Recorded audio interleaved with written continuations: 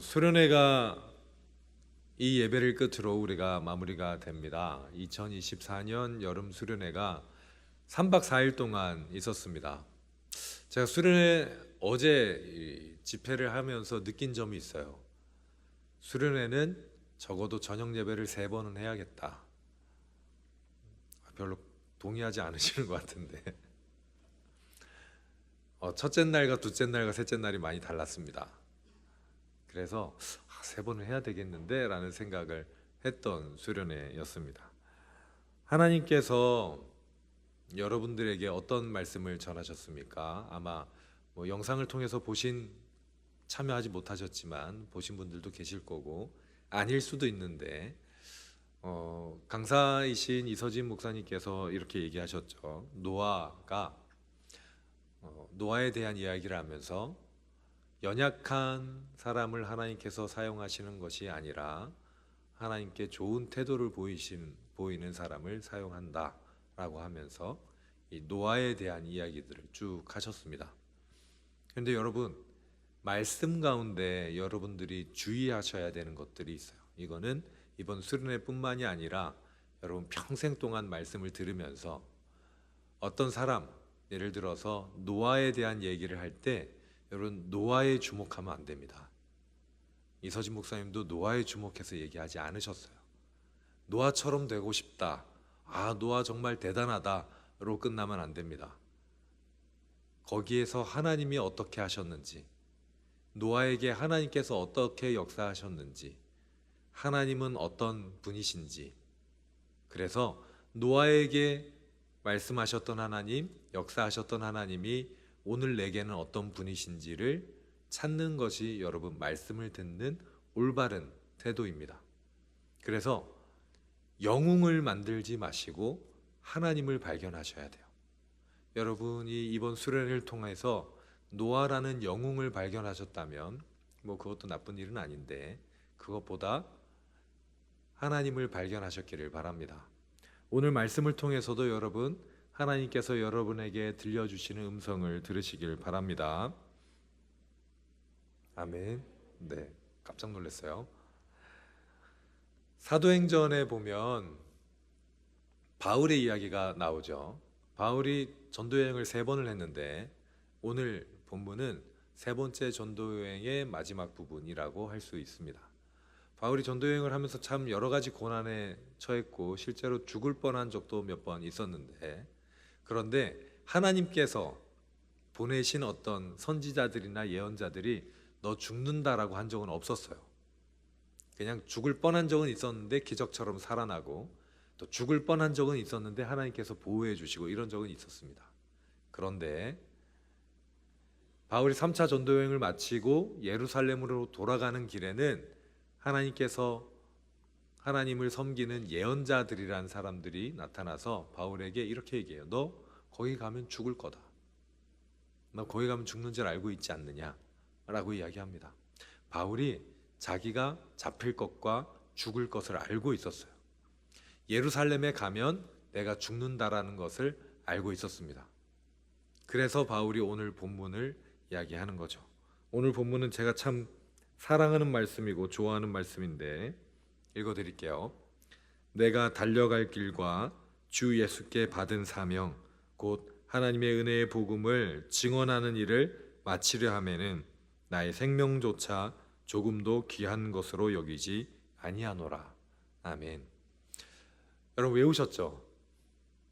다 같이 한번 외워보겠습니다. 이게 식사 전에 성경 구절로 나왔었어요. 그래서 밥을 먹으려면 외웠어야 되는 구절입니다. 주제 말씀인지 모르고 외운 사람도 있을 텐데 이게 이번 수련의 주제 선구였습니다. 자, 우리 다 같이 한번 외우는 분들은 외우시고 못 외우는 분들은 들으세요. 자, 시작. 내가 달려갈 길과 주 예수께 받은 사명 곧 은혜의 복음을 증언을 바치려 하면은 나의 생명조차 조금도 귀한 것으로 여기지 아니하노라. 사도행전 20장 24절 말씀. 아멘. 잘하셨습니다. 식사하실 자격이 있으시네요. 바울이 왜 나의 생명조차 조금도 귀한 것으로 여기지 않겠다고 얘기했는지 여러분 아시겠습니까? 아직 못 마친 거예요. 바울이 정말 3차 전도여행을 하면서 여러 군데를 다녔는데 아직 하나님께서 나에게 주신 사명을 못 마친 거예요. 그런데 그것을 마치려 하면 죽는데요. 하나님께서 주신 사명을 마치려고 하면 죽어야 된대요. 바울이 죽겠다라고 이야기하는 장면이 바로 이 장면입니다. 여러분, 여기서 우리가 뭘 볼 수 있냐면 존재 자체가 중요한가, 존재의 이유가 중요한가입니다. 어떤 물건이 있는데 그 물건이 어떤 이유를 위해서 만들어졌어요. 그런데 그 이유, 그러니까 그 존재의 목적을 달성하면 존재 자체가 사라지는 거예요. 그래서 나는 그렇게 되기 싫어라고 얘기하는 거죠. 예를 들면 양초와 같습니다. 여러분, 양초는 불을 밝히기 위해서, 빛을 밝히기 위해서 존재해요. 그런데 그 존재의 목적을 달성하다 보면 스스로의 존재가 깎여 나갑니다. 결국은 없어져 버리게 돼요. 그래서 어떤 양초가 나는 없어지기 싫어서 빛을 밝히지 않을 거야 라는 양초가 있고요. 나는 원래 나의 존재의 이유처럼 빛을 밝히겠어 라는 양초가 있습니다. 여러분, 무엇이 하나님께서 사용하는 사람이겠습니까? 어떤 양초를 하나님께서 기뻐하시겠습니까? 여러분, 존재가 사라진다고, 즉 이 땅에서의 여러분의 생명이 사라진다고 사실상 존재 자체가 사라지는 건 아니에요. 아닙니다. 하나님께서 여러분을 향한 계획이 있다면 그 계획의 이유에 맞게 살아가는 여러분들 되시길 바랍니다. 아멘. 그런데 그렇게 하기가 어렵잖아요. 어렵잖아요. 바울이 어떻게 내가 죽더라도 복음 전하는 일을 마치겠습니다 라고 고백할 수 있었을까요? 왜냐하면 바울이 은혜가 충만했거든요. 은혜가 충만한 상황이었습니다. 아까 우리 찬양팀이 처음에 비전이란 찬양을 이렇게 첫 곡으로 했는데, 여러분 혹시 수련회를 가지 않으신 분들은 느꼈을지 모르겠는데 좀 궁금해요. 평소와 다른 공기였어요. 찬양을 시작하는데 이게 3일 4일이 쌓여있는 은혜의 공기구나라는 것을 느꼈습니다. 아마 수련회에 참석한 사람들은 뭔가 찬양을 시작하는 순간 달라지는 이 분위기와 공기를 느꼈을 건데, 참여하지 못하신 분들도 아마 저는 느낄 수 있었을 거라고 생각해요. 지난주와는 다른 어떤 그 뭔가 다른 것들이 있었죠. 여러분, 그게 은혜예요. 은혜는 에너지와 같습니다. 여러분, 은혜가 뭐냐면요, 에너지예요. 그래서 은혜가 충만할 때 못하던 거를 할 수 있습니다. 여러분, 은혜가 충만하면 용서할 수 있어요. 은혜가 충만할 때 사랑할 수 있습니다. 은혜가 충만할 때 평소에는 하나님께서 너 선교사로 가라 그러면 못 가죠. 뭐 이서진 목사님 이렇게 막 이렇게 CPR 하다가 하라 그러면은 은혜가 못 충만해서 그때는 못 하신 건데 라고 얘기하면 안 되려나? 아무튼 은혜가 충만하면 못하던 걸 할 수 있어요. 그런데 은혜가 없으면 할 것도 못하게 됩니다. 여러분, 그래서 저는 은혜를 에너지와 같다고 표현해요.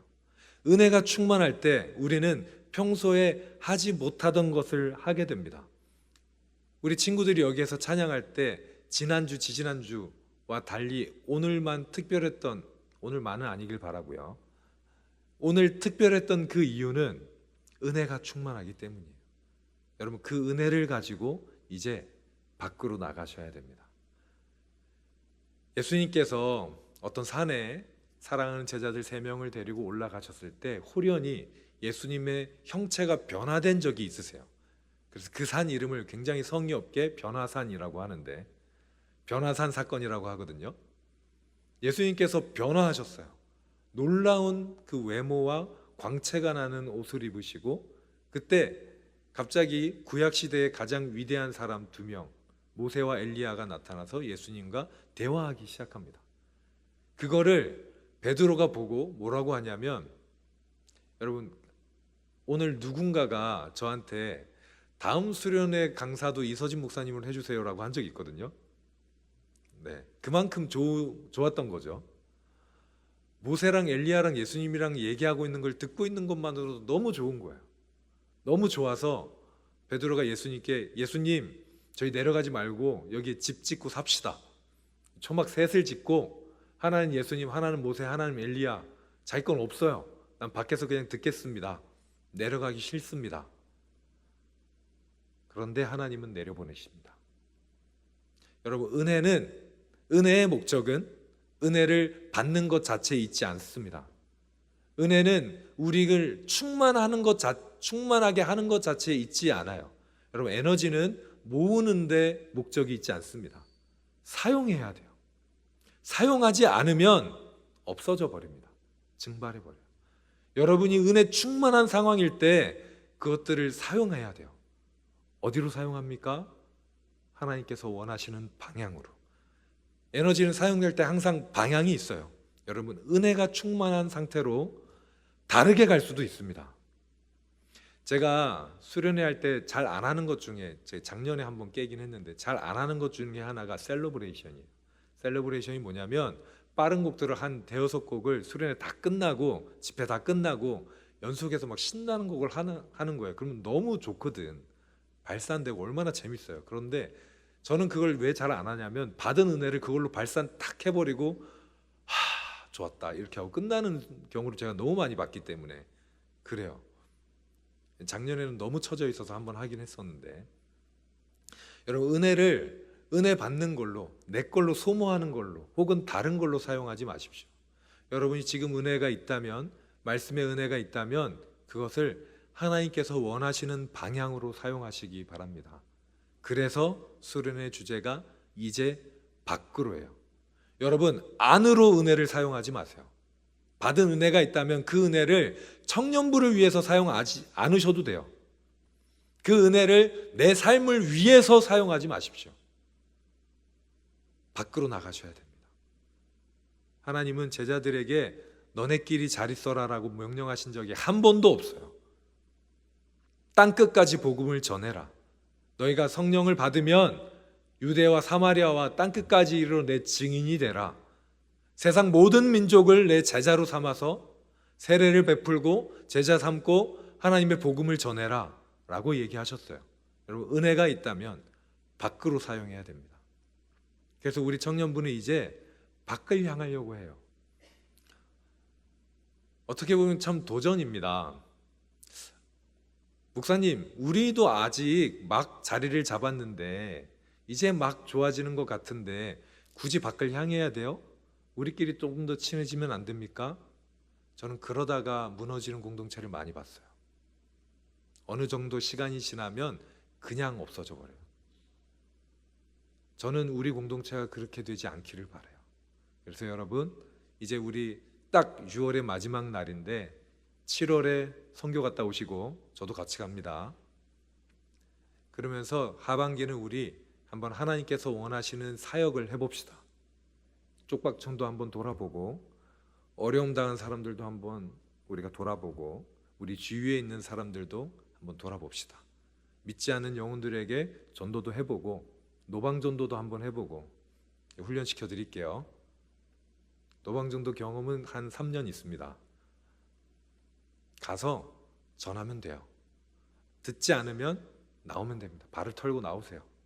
들으면 하나님께서 여러분에게 주시는 상급이 클 것입니다. 전도도 하고 선교도 나가고 어려운 사람도 돕고 하면서 우리의 에너지를 밖으로 향하는 우리 하반기가 되기를 바랍니다. 그래서 이제는 밖으로 나가는, 우리 안에 머무는 것이 아니라 밖을 향하는 우리 동신교회 청년부 여러분 한 명 한 명 다 되셔서 하나님의 기쁨이 되시는 여러분들이 되시길 바랍니다. 찬양팀 나와주시고요. 여러분, 그게 뭔지 아십니까? 하나님의 복음을 들고, 하나님께서 우리에게 주신 은혜를 들고 밖으로 나가서 그곳에서 하나님의 일을 하는 것을 예배라고 할 수 있습니다. 내가 서 있는 곳이 하나님의 나라가 되게 하는 것, 내가 있는 곳에 하나님을 임재하게 하는 것, 하나님께서 원하시는 일을 내가 하는 것, 내 삶을 드리고 내 마음을 드리고 나의 열정을 드리는 것, 그게 예배예요. 간절히 바라기는 여러분들이 예배자가 되시길 바랍니다. 그래서 우리 찬양의 가사처럼 아무도 예배하지 않는 그곳에서 여러분들이 예배하시기 바랍니다. 아무도 찬양하지 않고 아무도 주님을 증거하지 않는 그곳에서 여러분들은 주님을 증거하시기 바랍니다. 그래서 여러분들이 서 있는 그곳이 하나님의 나라가 되게 하고 주님의 거룩한 곳이 되게 하고, 이 예배당만 거룩한 곳이 아니라 여러분들이 서 있는 그 어디 곳, 그 어느 곳이나 다 거룩한 하나님의 땅이 되게 하는 정말로 참된 예배자들 여러분들 되시기를 축복합니다.